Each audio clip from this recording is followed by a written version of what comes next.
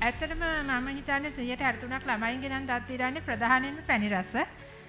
අපි සාමාන්‍යයෙන් සෞඛ්‍ය උපදේශයක් දීලා තියෙනවා අවුරුද්ද වෙනකන් ළමයෙකුට පැණි රසයි ලුණුයි දෙන්න එපා කියලා. ඒකෙන් අම්මලා වැරදි පණිවිඩයක් අරන් තියෙනවා සමහර දෙමව්පියෝ.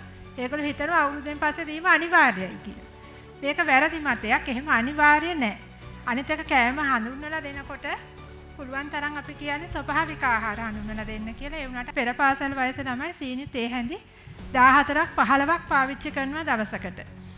මේක ඔයගොල්ලන්ට හිතෙනවා ඇති අපි සීනි තේ හැඳි 15ක් කන්නේ නැහැ කියලා. එක බනිස් ගෙඩියක් කෑවොත් සීනි තේ හැඳි 3ක්.